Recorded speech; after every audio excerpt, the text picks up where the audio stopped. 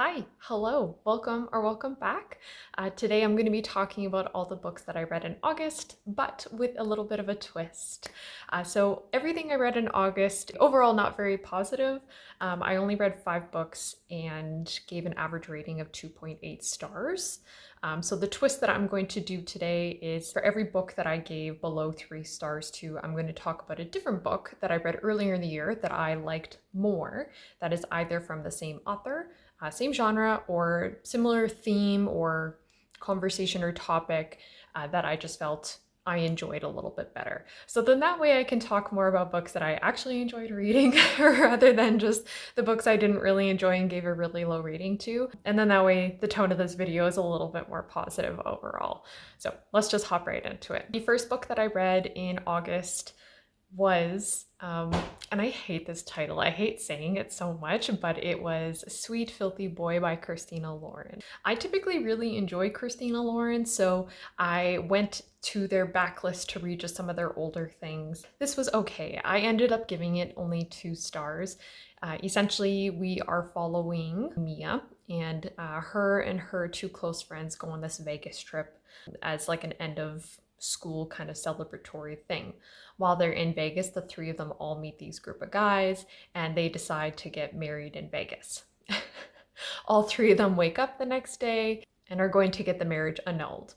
Except for the guy that Mia had married, his name was Ansel, told her, no, we're not going to get annulled because you told me when you were really drunk to make sure that when we're sober the next day that, you give this a good try, like an honest swing at it. And yeah, so he's not letting her annul the marriage when she wakes up, even though she kind of wants to. So instead, he says, why don't you come back with me to France? Because he's from France. And you can stay with me for the rest of the summer. And then at the end of it, if you still don't want to be married to me, then fine. So at first she's like, oh, you're crazy. Like, that's not happening. This guy was a big talker, like big game. And so by the end of like when it came down to it, she's like, okay, I'll go to France. She goes to France. This guy, Ansel, didn't really think all the way through. So she goes to France, but meanwhile, he works full time as like a lawyer at a firm or a paralegal or something like that. Point is, very busy. So she just sits in his apartment day in and day out, and he's working, and then he comes home later, and then yeah, it's just, he talked a big game. And then when it came through to following through with what actually occurred, like he was even surprised. He was like, oh, I didn't expect you here. And then he just like, it's just not the same person. Overall, the main issue I took with the book was, I didn't feel like the 2 characters should be together. And I feel like when I'm reading a romance, I should be rooting for the 2 characters to be together in some capacity, whether that be, maybe not being together, but being friends. I didn't want these 2 together at all. So it really affected my enjoyment of the story and just generally rooting for them. Plus, I didn't like the male character that we were following in particular. The 3rd act conflict that typically arises in romances, I took a lot of issue with because I felt like any, self-respecting person who's in a partnership in real life would not stand for basically what the male character had done. It just didn't make any sense to me. I didn't really root for these 2 to be together. I didn't really enjoy following along with the male character.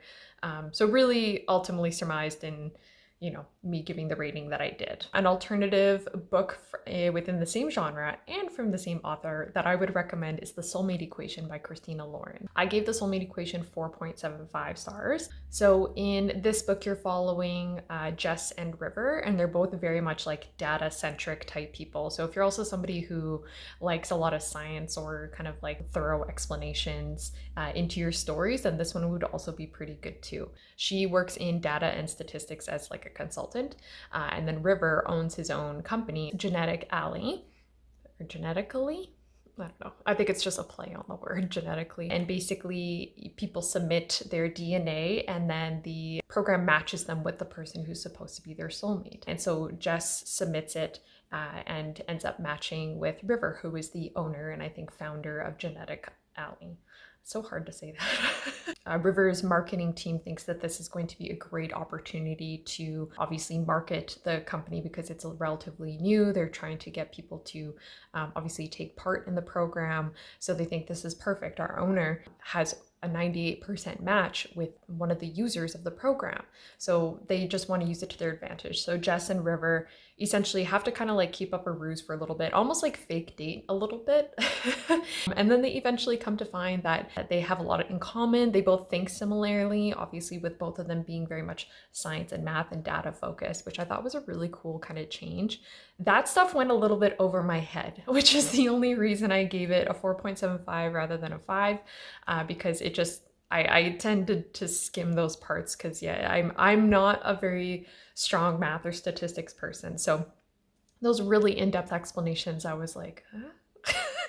So went over my head, but overall enjoyed the romance. It was really great. In this one, in comparison to Sweet Filthy Boy, I actually wanted the two of them to be together. I thought they worked really well together. Their personalities meshed really well. I liked the male character in this one. And yes, I was just rooting for them to be together in the end of it, which was great. Also with Sweet Filthy Boy, there was like a lot of conversation between me and Ansel about, are we meant to be together? You know, should we be together? And they can't deny their connection apparently with each other. And so it kind of correlates with like the soulmate equation between Jess and River, and they're meant to be together, are they? And they're trying to figure it out and navigate this because again, they start out as fake dating, and it slowly blossoms into something else. Next, I read Writers and Lovers by Lily King. I absolutely loved this. I ended up giving it 5 stars. So we meet Casey, and she has recently lost her mom and just got out of a very short, impassioned kind of like love affair, if you will. And so she's navigating grief. She's navigating the loss of that relationship. And she's also trying to write a book. And she's been trying to write it, I think, for years. And so she's somebody who is trying to pursue that creative outlet, meanwhile navigate all these very heavy feelings on the side. And I just really enjoyed it. I particularly enjoyed Lily King's writing. I felt like I really knew Casey as a person by the end of it. Within the synopsis, it says that she falls for 2 men at the same time. I actually liked the romance. It's not heavy on romance. That's not the main point of the book, but rather the romance is kind of symbolize where Casey is at in her life and some paths she has a choice to take. And so I just very much liked how both men that she's pursuing were representative of a path she could choose, or where she was, or what she wants. So I very much liked that actually. And again, it wasn't too heavy on it, which was nice. You're very much following along with Casey and just her navigating life and this period of her life that's really difficult for her. And she's trying to figure out what to do, where to go, who to be, what kind of writer she wants to be, and trying to write this book that's been hanging over her head too. It's very much like an ode and a nod to people who love reading, first of all, but also people who pursue creative outlets as their main source of income. It's very much a lot of commentary on how difficult it is. I would definitely recommend it for sure. So Writers and Lovers was like the highlight of my month. I absolutely enjoyed it. I loved it. And I wanted some more really in-depth writing because that's what I got from Lily King. And I was like, I want to keep going on this in-depth writing train, this really detailed, slow writing. And then I read Our Wives Under the Sea. I did a whole reading vlog on it, which I will link in the description and wherever in this video. Do go watch that. I enjoyed the process of reading it. I gave it 3 stars, which I felt like was really appropriate because it really did feel just like middle of the road for me. It wasn't bad, but it wasn't like the best thing I've ever read. Being a couple weeks removed from reading it, I can definitely appreciate more than when I was reading it the overall themes and conversations around grief and showing up for your partner when they need you to, and when things happen to them, very strange things happen to them, how you end up showing up for them. And I liked those conversations and those themes and how they were written a lot more than I liked the premise and the synopsis of, the wife goes under the sea, comes back, is acting very strange, which is really what drew me to it in the first place. My expectations going in were totally not met, but that's okay. I was pleasantly surprised by some of the writing and then just the conversations about grief and being there for your partner. The next book that I read was The Nanny by Lana Ferguson.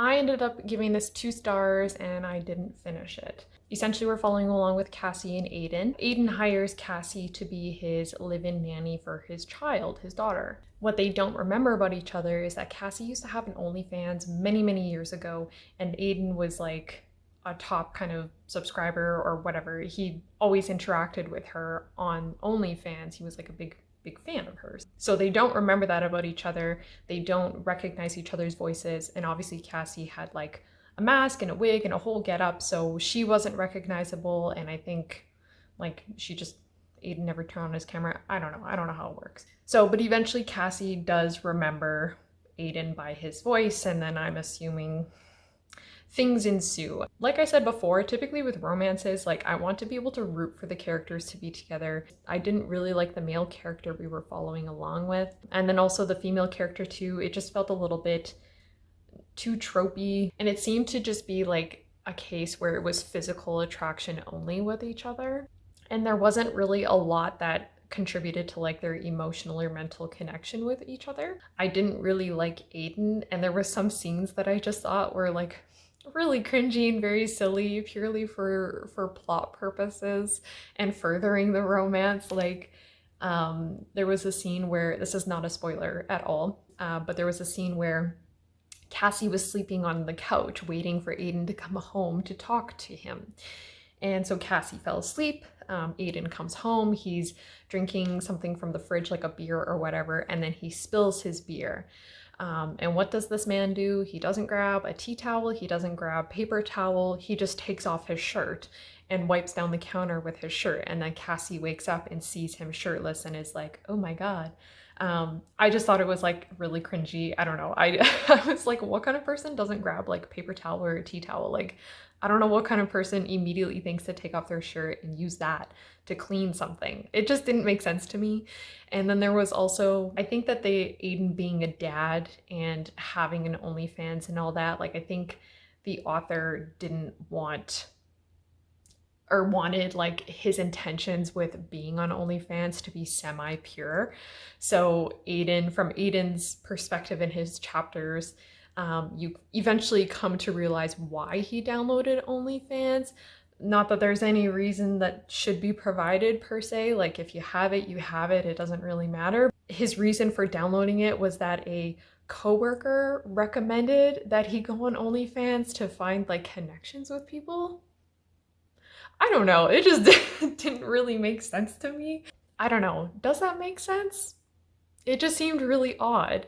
And I was also like, in what world is a coworker gonna recommend that you download an OnlyFans to do that? I don't know. And then him and Cassie developed this like connection on her OnlyFans, and they felt so comfortable to talk to each other about things and whatnot. So I mean, I guess it worked for him. He ended up finding a connection. And then also this man is a chef, but doesn't know how to make pancakes, and also doesn't know to use a tea towel or paper towel to clean up messes. It just didn't really make any sense to me. And then I also took issue with how Aiden would respond to criticism. So Cassie would tell him like, hey, you should probably be here more because he's a chef, he works really crazy hours. But you know, on the other hand, he has a daughter who really misses him and is home waiting for him. So Cassie was trying to explain to him like, you should probably try and be more present while you're here, or at least try and be here a little bit more because your daughter really misses you. And then his response to something like that would be, oh, I guess I'm just such a terrible dad.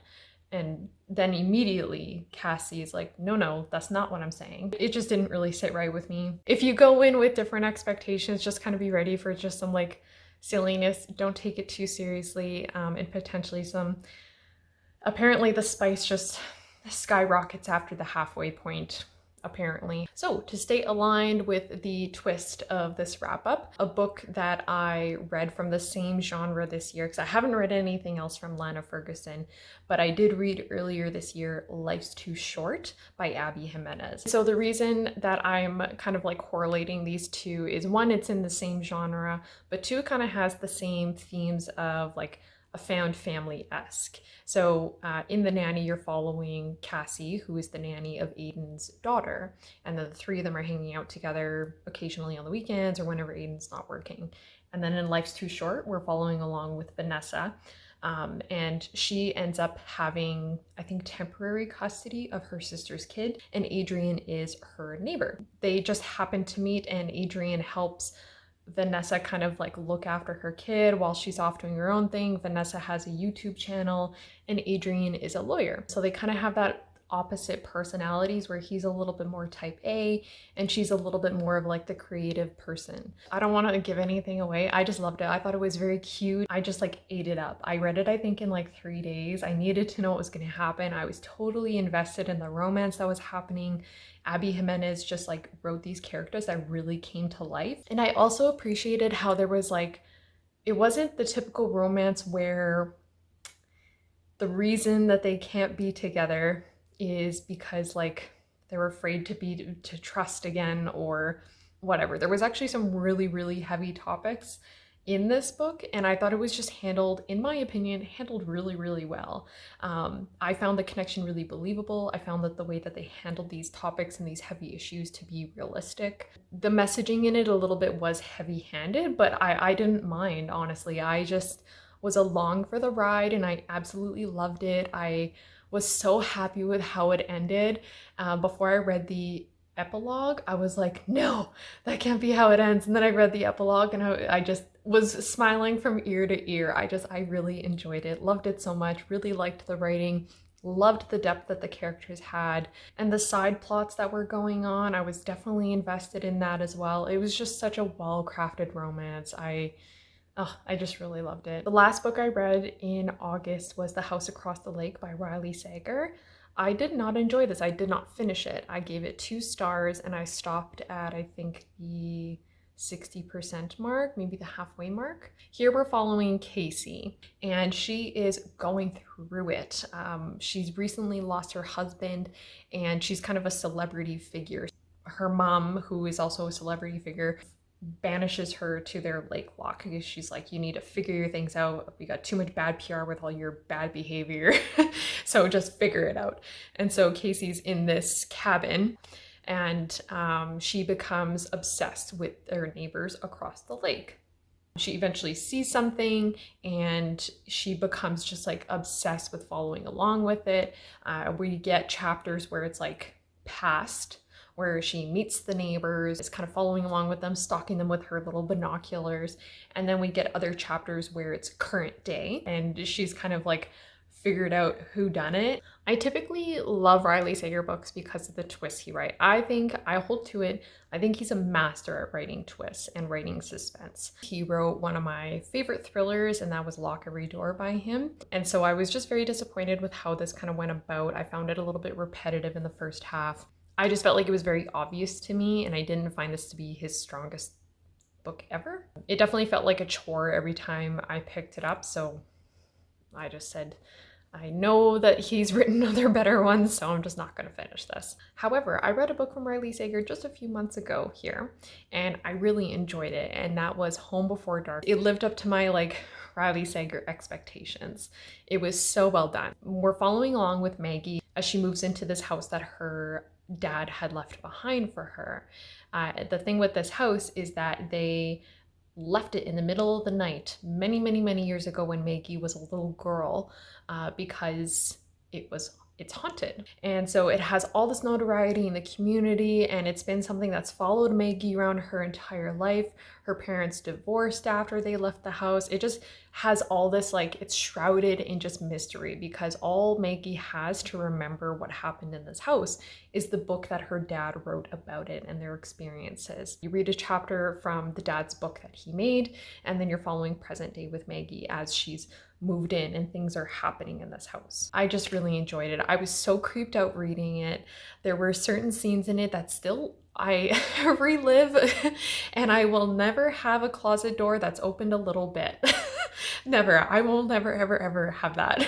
The writing, it just felt very atmospheric.